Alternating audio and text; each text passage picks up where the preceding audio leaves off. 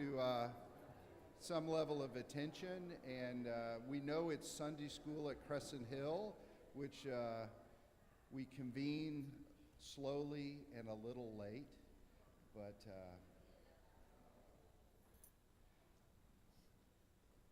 if some of you that are a little further back choose to come on forward just so we're in a little more intimate setting, that would be great.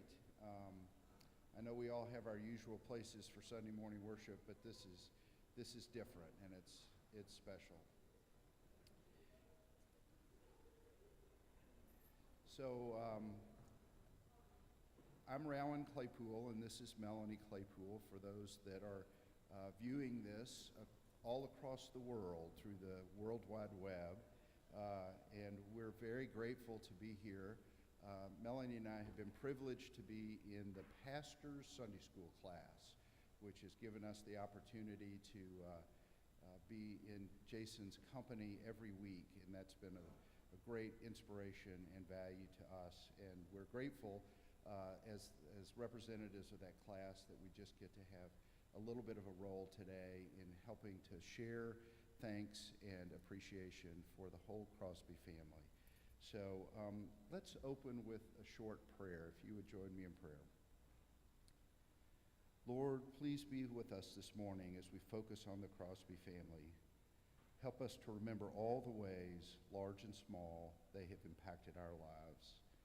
This has been a great era of leadership by Jason of our church, and a period of incredible professional growth and maturing and excellence for Kate. And we got to witness the arrival of two wonderful children, Brooks and Millie Lou, and been privileged to watch them grow up.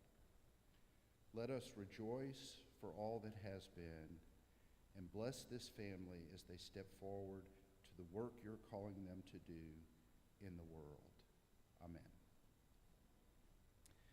So this is a special opportunity for everyone or anyone in the congregation or our guests, I think there are some here, to share words of wishes, well wishes, thanks, gratitude, hopes for the future with Jason, Kate, Brooks, and Millie Lou, the whole family.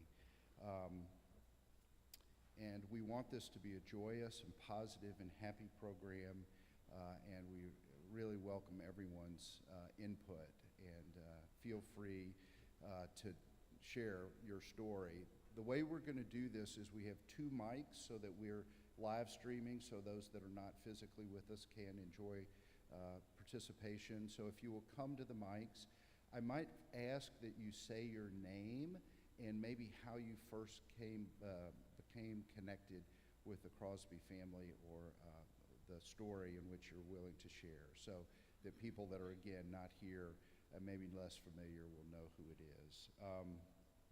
Now I'm going to turn it over to my wife to lead off with the first. Thank you, Rowan. So good morning. Rowan and I are both PKs, and you all probably know that means preacher's kids, right?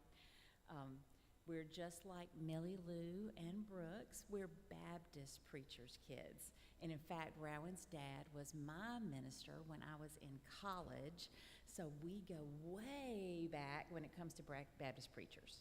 And Jason, you are one of the finest Baptist ministers I know. Thank you for your ministry. We are so grateful to have this opportunity to share our experiences, and we look forward to hearing from all of you, any of you that are willing to come and share your experience with Jason, about Jason. Rowan and I started dating long distance in 2005. When I was still living in Birmingham. And I visited this church for several years before we married, and I moved to Louisville in 2013.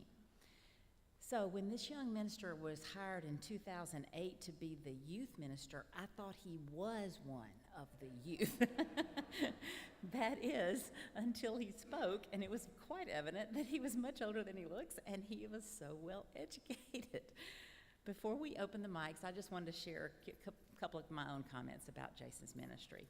As Rowan will talk about in just a few minutes also when he closes, Jason is always on the move, right? He's our runner in our church, and he is always on the move. So when the Holy Spirit moves, as the Holy Spirit has moved so profoundly in this church, Jason has led us, and specifically, I know this will be mentioned quite a bit, but I wanted to mention also in the area of our refugees and our race relations and our beloved LGBTQ community. Jason has been our leader specifically as the Holy Spirit has moved us in those profound ways. I happened to be visiting when the Karen and Chin refugees from Burma decided to join Crescent Hill. And literally dozens of refugees, would you raise your hand if we were here that day? Do you remember that day? It was quite amazing, wasn't it? There was not a dry eye in this church.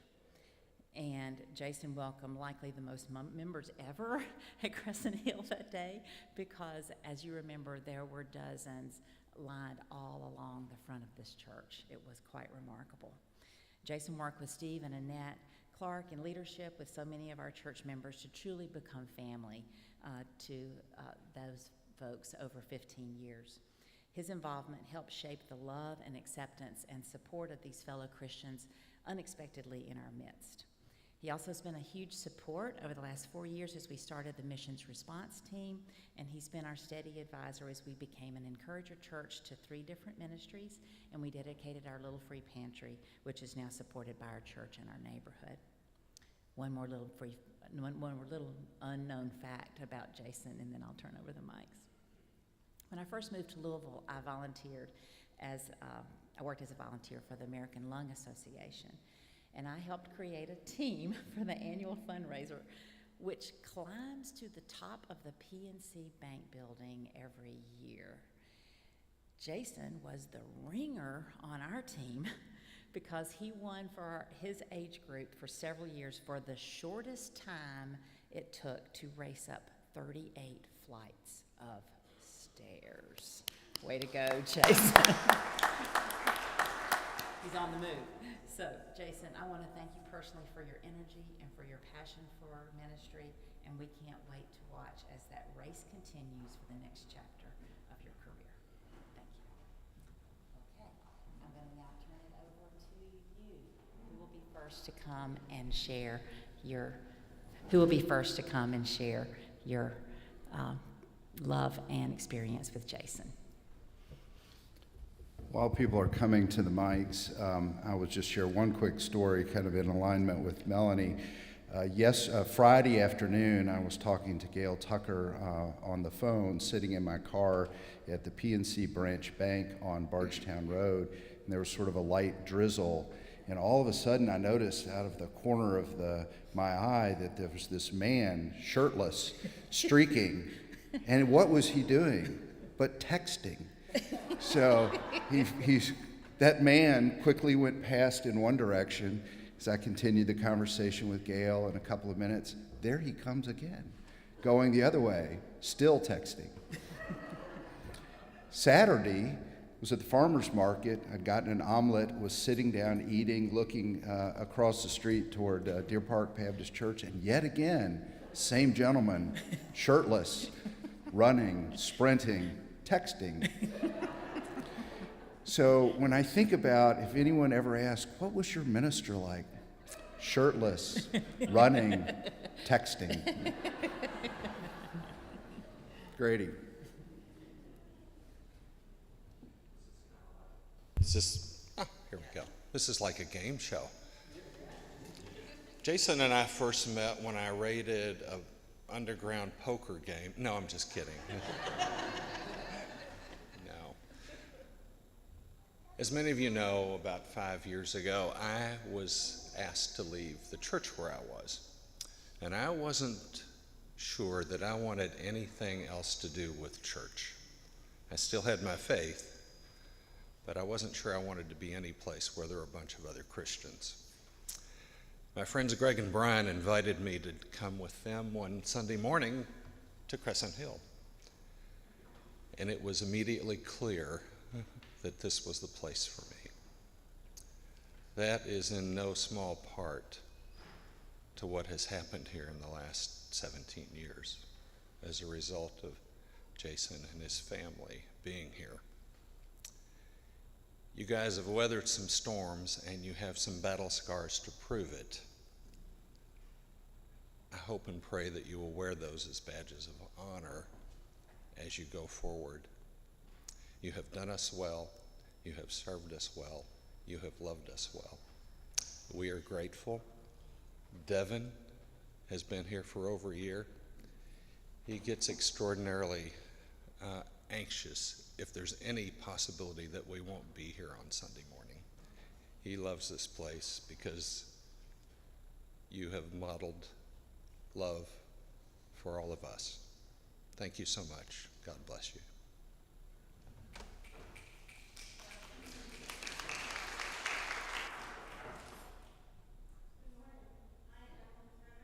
Green, and that is relevant. Ernie couldn't be here because he is off preaching, but I am here to represent the Green Romans household and to express our gratitude. Jan Cox-Gidmark, sorry, my mouth, was my supervisor in 2017 for CPE, and we were looking for a church home, and she said, hey, you might like it here. And so we are grateful for her. We are grateful to you for walking us through the ordination process, for being our pastor, for leading our Sunday school. And so we wish you all blessings on your journey ahead and just so many good wishes.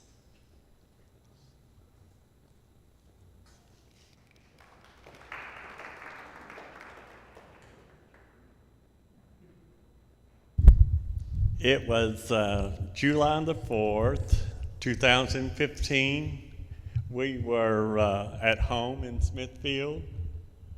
I happened to pick up the newspaper, and there was a young minister in Louisville being interviewed by the Courier-Journal. The Southern Baptist Convention didn't like this church's decision. And I said to Mark, I read that article and I passed it to Mark, and I said, I want you to read this. I said, I can't believe that here we've lived in this community for 4 years and we've never been invited to church. But this church here says me and you can come and feel as welcome as everybody else.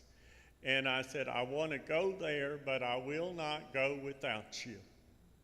We came that one Sunday, and I believe last Sunday someone mentioned in the little thing we were having about first impressions. First impression of this church was all that we needed. We came, we sat down, we listened, and when it was over, we got up to leave, and Barbara Allen flew out of the choir loft like an angel and came running down the aisle and said, "Stop." I was afraid I wasn't going to get to shake your hand before you left. That was 7 years ago, and we thank you for your vision, for your love that you've shown us all these years. And all I can say to any couple is if you will start your whether you're a straight couple, a gay couple, if you will start your week out with church, it will strengthen your relationship as it has mine and Mark's. Thank you.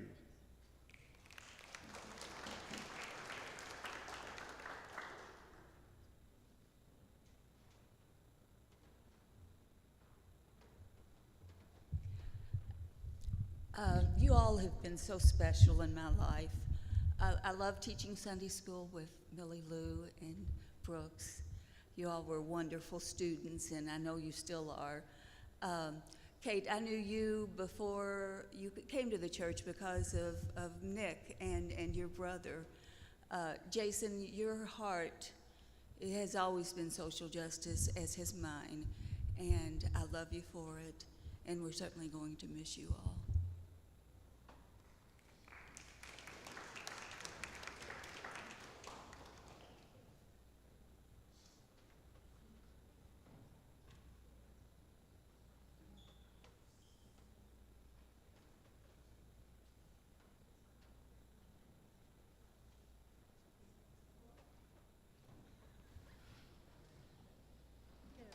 Okay, there we go.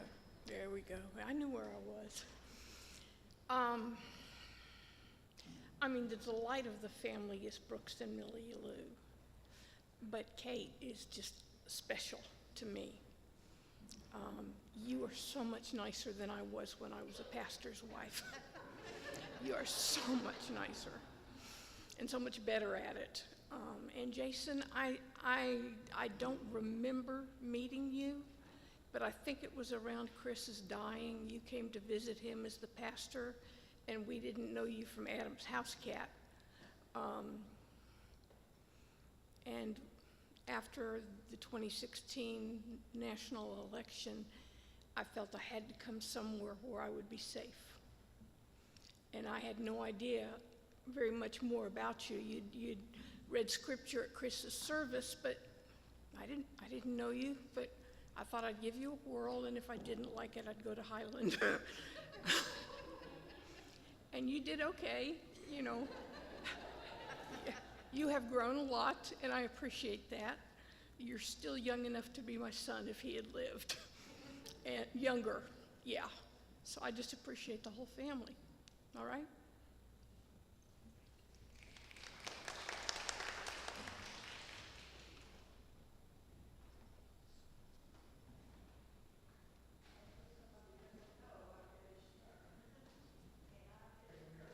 It's 1957. I've been through a lot of pastors, and I remember when Jason first came that I said to him, "You are the first extrovert pastor we've had since Dr. Burhan's." So, and I still believe that, Jason, I do. And I love you like I love my own grandsons and daughters. You're like a grandson to me. And I love Kate and Brooks and Millie Lou. They sit across the aisle from me on Sundays, and they're such special young people. I love all of you very much, and I am going to miss you, but we will be okay.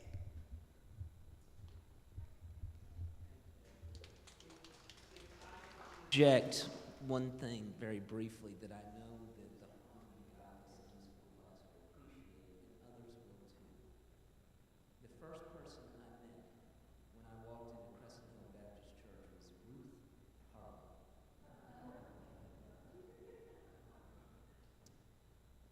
She was somewhat nice. After the service, she came up to me. I participated in the service in some capacity, and she said, "You know, when you walked in, I thought, who's this good little Jewish boy that's coming back?"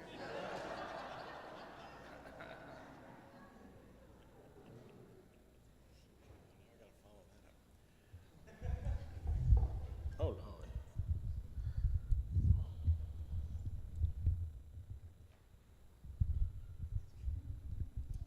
Okay, fine. We'll just do it this way.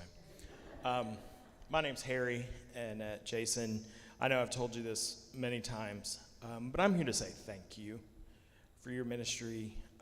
You've been my pastor through some of the hardest times in my life. And now that I've broken through the hard times, and now like moving on to some really good times, you're taking off for other pastures. And so I'm thankful to you for your care in your ministry, to me specifically, for the past 4 years that I've been here. And so thank you. And I'm kind of excited to see who's going to get to be my pastor in the good times and how that's going to work. So thank you, Jason.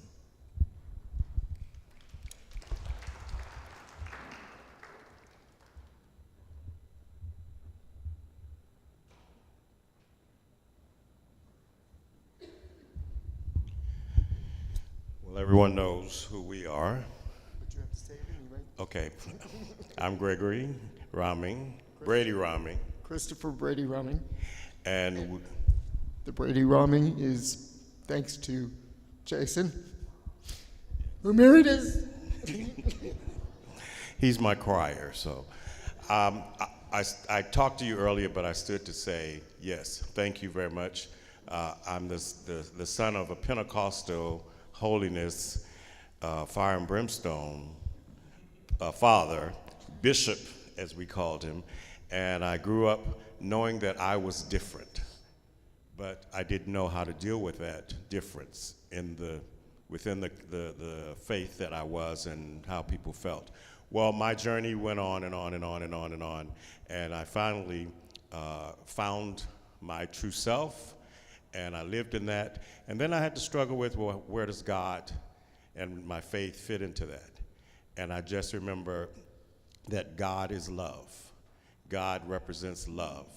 And love is accepting everything about the situation or the person or whatever may be. Well, to switch gears a little bit, I had been in relationships, got out of that because it just didn't fit. And I made a bet with some people that at the show when I was in Phantom of the Opera on Broadway, the next person that walks around that corner, I'm going to ask them out. Well, the next person was this guy who was a dresser for one of the leads, and we had seen each other for quite some time. So to try to make this long story short, we ended up being together. We went out, everything worked out. So still I'm struggling with, well, how is my faith going to fit into this? Because then I knew I wanted to marry this guy. And I just didn't know how I was going to handle that. And slowly but surely, through what you didn't know, just through your presence, through the way that you handled any situation, and I saw other couples, and I saw the love and the joy in that. And I just thought, we're going to do this, because my God is a God of love. You know, he's not judging me. So one day we just woke up. It was that simple. Woke up and said, okay, we're going to go get our marriage license today. And we did. We came to you, and it was all happened in about a week or two. We were married in a little small chapel with a few little people, and I just thought, wow, what a great place to be here, that I could be accepted. And I'm not around a lot because I have another church job. I sing for a living, and so I go do that. But my heart is always here. Every Sunday, I'm always thinking, I wish I could be there. And then sometimes I'm able to be there. And we just share this moment, and sometimes I say, Chris, you go, you represent us. But it is because of you, and then I saw the way you dealt with your family. And I know that you can get frustrated, but the patience and how you and Kate together have raised them up to be what I good church kids, because good church kids have to be quiet, right? And because my mother had that look, and my dad from the pulpit would preach on whatever the situation was. You know, God saw something, boy, you better sit down. You know, so I'm just grateful, and I just stood because I really wanted to acknowledge that you blessed us, your presence, your way. You made this whole journey of accepting myself and accepting us being a couple and being married and truly understanding what that is. And then just your presence here at Crescent Hill, I think is just, cannot be replaced. Doesn't matter who or what, it cannot be replaced. You will always, for sure in my heart, be remembered. And I know you're just up the road somewhere, so maybe, you know, we can come up there and steal your way or something like that, a few Sundays or something like that. We thank you. We thank you. God bless you.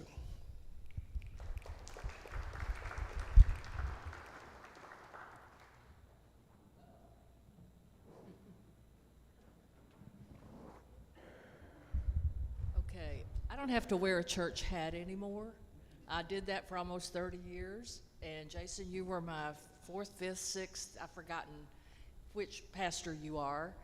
I've loved the fact that your father and I were born on the same day. So I want to thank you for letting me be your mother, which I was probably on more occasions than you wanted, but also for being your friend and your pastor. Thanks.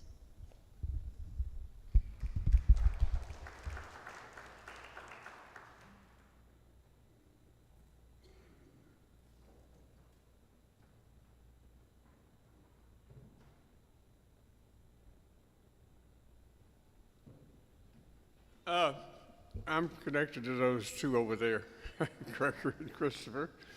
And Gregory's the long-winded one, though I was a college professor for a while. They tell me in Sunday school I chase a lot of rabbits, and I usually do, but I'm a amen to everything that Gregory had to say about your work. I know why you didn't answer your phone this week. You said you were going to meet with me, and you didn't want to do that. So I guess you were texting all the time on the phone or something, whatever. But we're still going to get that golf game in, even I hear you're going to be here sometimes or other.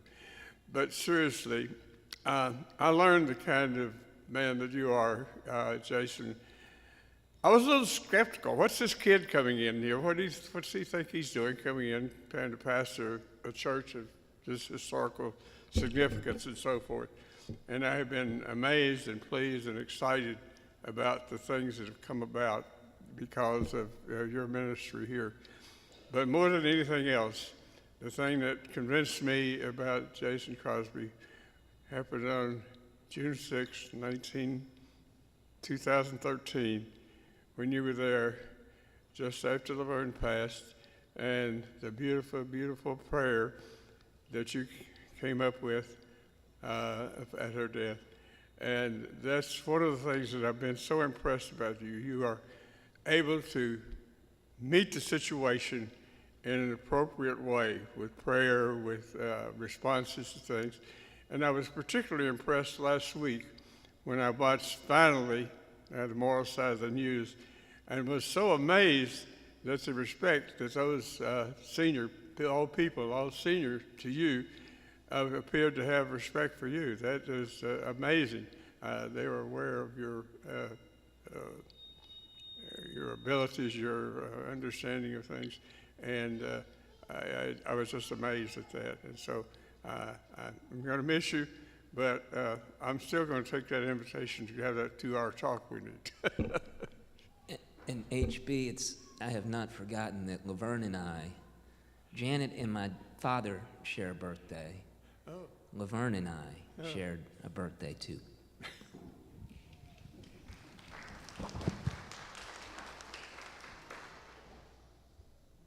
I'm Margaret Graves, and some of my theology related to God's timing has to do with your ministry here at Crescent Hill. When you and Andrea, I was on the church council at the time, proposed that you and Andrea and Bill step into the positions of co-pastor, we had no way of knowing how significant that was going to be for us as we continued to be church for folks that had been here a long time and folks that were new to us. And you and Andrea have role modeled for us what it's like to be welcoming, especially to the Karen, in my eyes. You helped us be more accepting than some of us wanted to be inclusive, to accept that they sometimes need to find their own way, which is hard. It's hard to say, okay, we'll be empty nesters now. We're going to miss that period in our lives when we had a full sanctuary because we had so many Karen here. But thank you for that, for helping us as we were trying to be a welcoming church, to live what we had preached for a long time. I'm a child of missionaries, and we love it when our missions are way far away. It's a little bit harder when our mission is right here. So thank you for that. Millie Lou, I will always remember how much surgery you did when you were in Sunday school. And the 4-year-olds, you probably don't remember, but you and somebody else loved to chop legs and sew them back on and all that kind of stuff. That was fun. You both are great, great kids. Kate, you've been a steadfast presence among us and always willing to serve when asked. You stepped right in on Sunday mornings and helped with the kids. And Jason, I'm going to miss having somebody I can straighten the stole on before church or after church, reminding you sometimes that you missed somebody or reminding you who to contact. But it's been a really good time in God's ministry here. Thank you.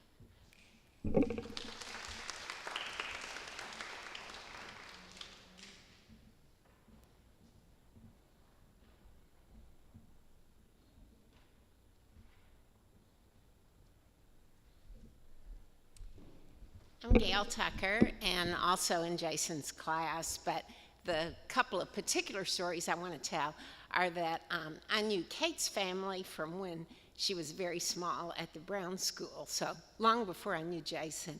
But one of her brothers and one of our sons are very good friends, continue to be to this day. So I got to work with her mom in PTA and knew the Lacey family. But how we specifically ended up at this church has to do with what HB alluded to with pastoral care. We were visiting another church and this church, and we had decided we would go to each for like 6 weeks, and after 6 weeks, we would then make the decision what we were going to do. But it turned out that on Jason's 6-week time frame, Dale became very, very ill, and ended up being in 3 different hospitals over the course of the next few months. So at some points in the hospital room, and I'm sure Jason did run to the hospital for some of those visits, but he always had on a shirt. I want to be completely clear, because at the time he lived pretty close to Audubon, and that's where this journey started. So as some of you know, in hospital rooms, you can learn a lot about people because they'll just sit there with you for long periods of time. But in that hospital room, we ended up having pastors from 3 different churches, sometimes all at the same time. So we decided that it was, a bit of a competition. We were going to see at the end of the time, who had come the most, who had prayed the best prayers. This would probably be the best way for us to make the decision. One suggested we should do it on financial basis, if you gave more. So we didn't get into that part. But in the end, through various hospitals and over several months, we didn't totally make the decision, even though Jason had been steadfast to people who were not his church members, to be clear, not his church members, but he continued to come. But then we did something we had never done. We hadn't joined a whole lot of churches in our lives, different churches, but we decided to have then in-home interviews with these people. So we prepared questions, we invited the person to come, and then after that, we made our decision. And so you know who the winner was. So we've loved our time with you.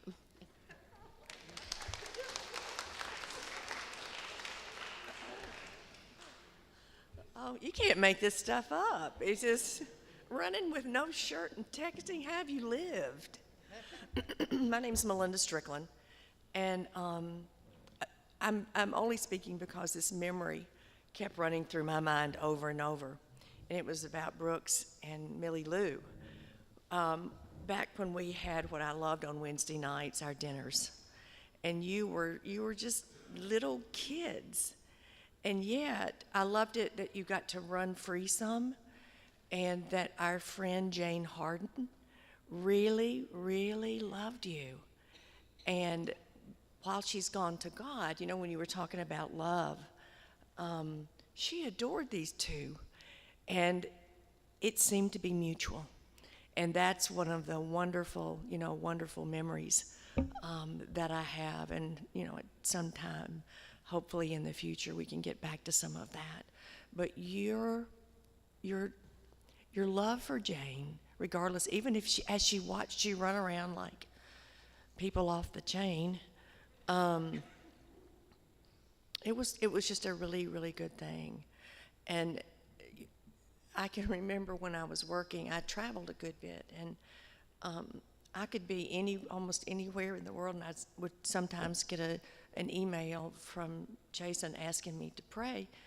And I would have to say no, I can't do that this Sunday or the next Sunday, or those kinds of things. But really did appreciate being asked, to do that. And I really like the word, Kate. I know the word steadfastness. I also know that you're connected with, a firm that has done some really wonderful work for Maryhurst and for other folks that require your knowledge and your expertise. And so I'm grateful for that. Y'all will be missed. But I look over here at Mr. Ragsdale, and I had never seen him as a man, only as a boy. And then that's what happens. And it's good to see you. You have no idea who I am, and that's okay. But look forward to, years to come with the growing of your kids, and blessings on you going forward in all things.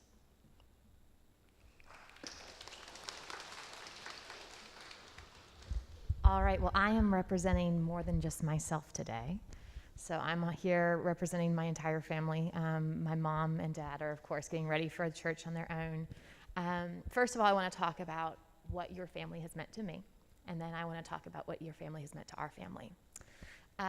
You all arrived when I first started coming. I had been nurtured and brought up in the faith in this church in so many different ways, but I had really matured in identifying what my theology is and walking into what it means to decide how to interact in the world as a Christian.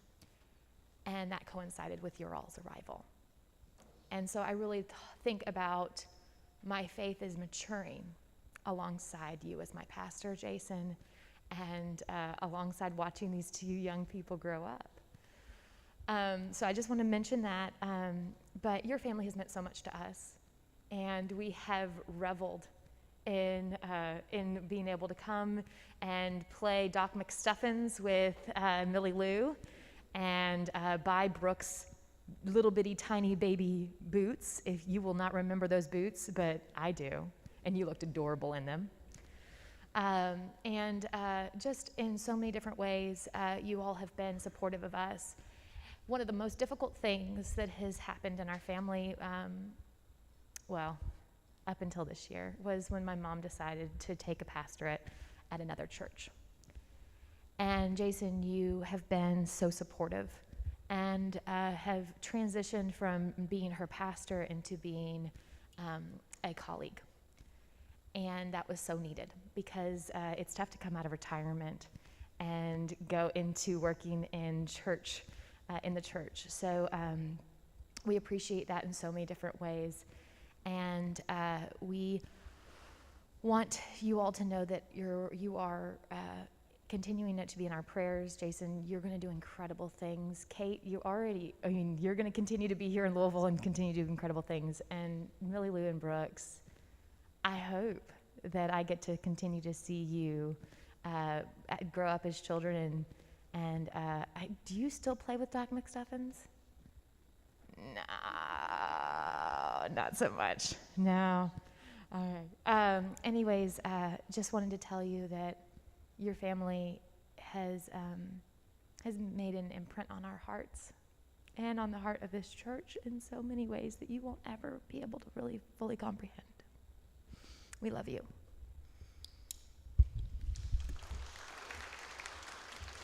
Also, I think there's some presentations, Charles, you might want to.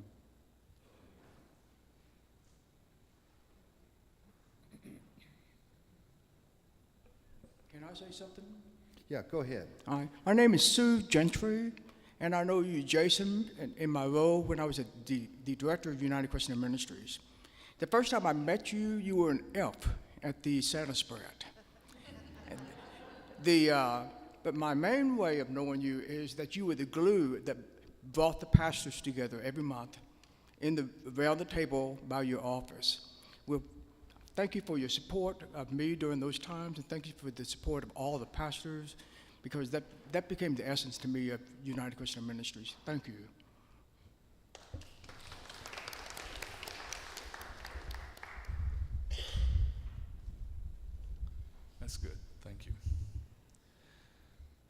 Hello, my name is Charles Boatler. I'm in the pastor's Sunday school class. And we do have about 3 gifts to present. But my wife Jonelle and I moved to Louisville 6 years ago, and we moved to South Bailey. I was an Episcopalian at the time, and but I'd grown up as a Baptist. But what went into my decision making to come back to the Baptist church was, I think first and foremost, the shortest distance for me walking from South Bailey here to Crescent Hill. A little bit shorter than going to the Episcopal church next door, but I've always been a tad bit lazy. But that coupled with Jason and the Tuckers, I call them my spiritual mentors, Dale and Gail, along with the sermon that John Pavlovitz preached when he was here. I mean, he clearly states his views, and all of those put together brought me back to the Baptist church. But my Sunday school class has tasked me with presenting gifts to Kate. And I may need some help in a minute from someone such as Dale Tucker. You know, the Tuckers are really good at getting things done. So we have, well, here's Alan, and he's got an.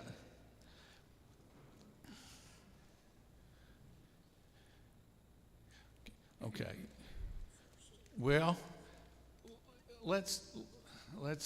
I've got one in my hand, which is an album, and it relates to Kate's recent work, as does this framing here of the case involving public funding of education here in Jefferson County. And so we thank you, Kate. And the album, on the first page of the album, and you will see it in just a moment, it says, "Let justice roll down like water and righteousness like an ever-flowing stream," from Amos 5:24. Now, Amos, and I will defer to the pastors and the scholars because I'm just a lawyer, but Amos was an 8th century BCE prophet from Judah, but preaching mainly in Israel to the north. But so he was talking about justice and equality and fairness, and I think that's what you were involved in that case. And I got to thinking, that's a long time ago when those words came to be a part of the scripture or the tradition. But a modern day, and maybe this is not all that modern, but for me it is, a similar statement was when Senator Robert Kennedy spoke in South Africa to students at the University of Cape Town in June of 1966. Kennedy, that speech was one of the best in American political history, I think. And he said, and I have to write things down now, I don't remember them as well as I used to, but it is from numberless diverse acts of courage and belief that human history is shaped. Each time a man, and today we would say person, stands up for an ideal or acts to improve the lot of others or strikes out against injustice, he or she sends forth a tiny ripple of hope, and crossing each other from a million different centers of energy and daring, those ripples build a current which can sweep down the mightiest walls of oppression and resistance. So Bobby Kennedy was speaking 2,700 years or so after the prophet Amos, but he was saying something which I think is consistent with what you were doing, and also consistent with what Jason has been doing here at Crescent Hill, and also consistent with what all the people here are doing. We're sending forth those tiny ripples of hope that can strike down the mightiest walls of oppression and resistance. So our class leader, Rowan, it has one thing for you.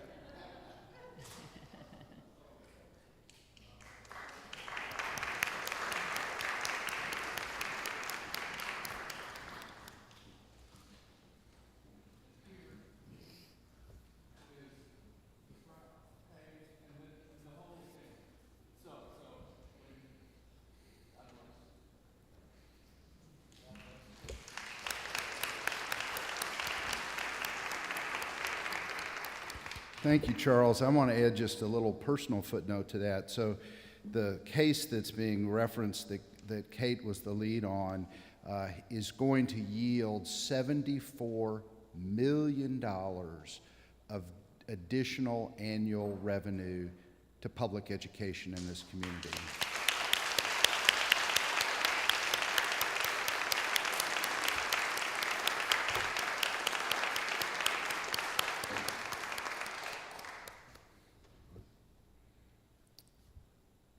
Other comments? We're coming toward the close of our Sunday school hour. One part of Jason's ministry is sometimes being called on by a funeral director to help a family that doesn't have a pastor. He's walked with many families with me. We've ridden many times to the cemeteries, even with our own families here in this congregation, and had conversations about that loved one. I'll miss that time with you. As Melinda talked about Jane, the one that comes to my mind for the Crosbys is Virginia. Virginia loved you all. She loved making those strawberry cupcakes. We'll love you.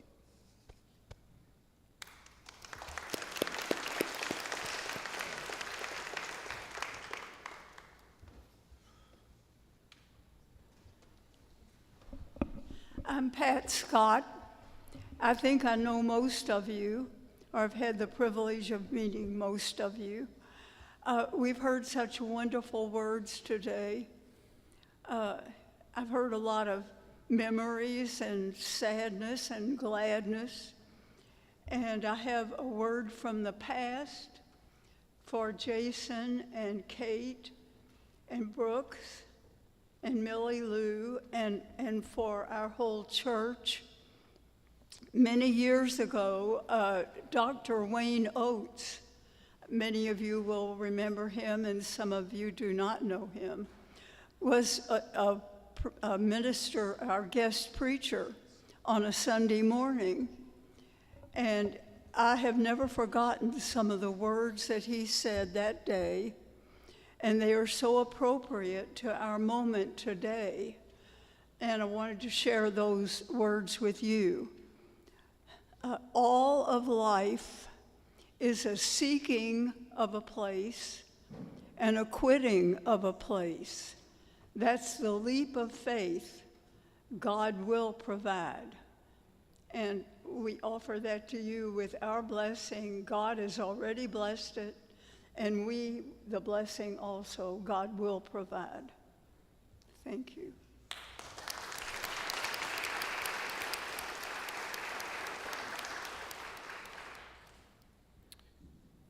As we draw to a close so that we can transition into the worship service, the opportunity to speak to the family will continue afterwards at a reception following the service, and we know that there's so many individual and personal ways in which you want to address them. So we've got one more special guest here. We came a long way.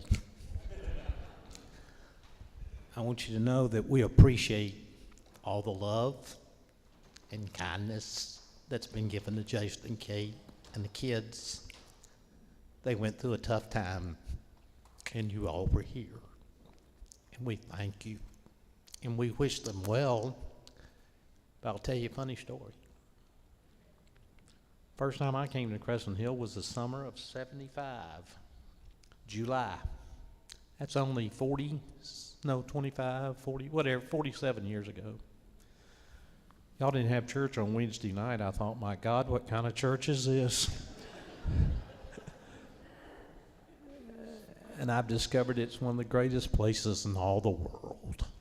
Thanks for letting Jason and Kate grow up. And thanks for loving them when they needed the love the most.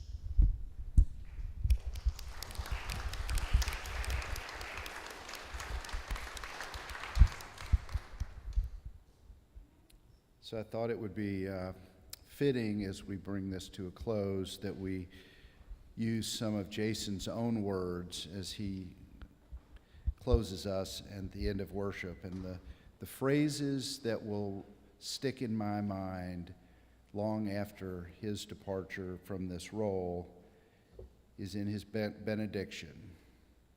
Tell someone you love them. Forgive someone you need to forgive. Stand up for what is right. That's the sum of his tenure in our company as our pastor. And we're all very, very grateful for that, and to the whole family and what you have shared with us in living your days in our company. Thank you very much.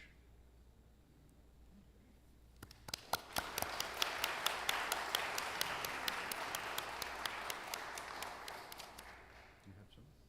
Okay. All right. Okay.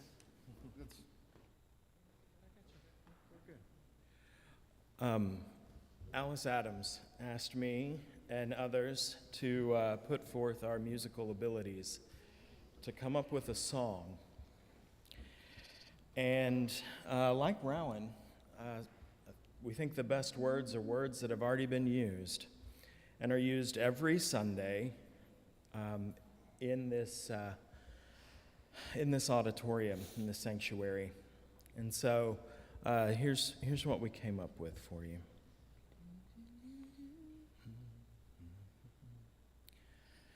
The road is long, our time is short, and what awaits us out these doors are days of darkness and despair, are days of darkness and despair.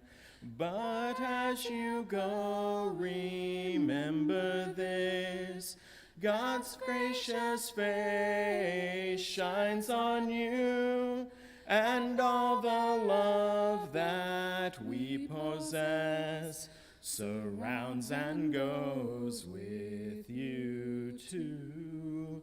Surrounds and goes with you too. We strive to do our best each day to show and tell someone of our love, feeding others on the way. For what's just and right, we take a stand. For what's just and right, we take a stand.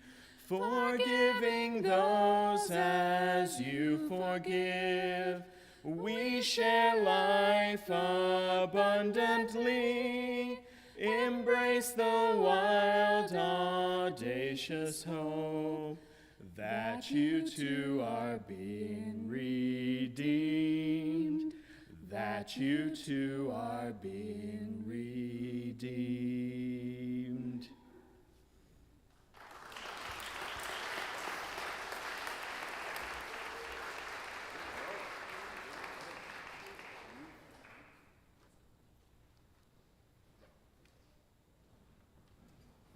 So we are adjourned. I hope you'll stick around for what is next.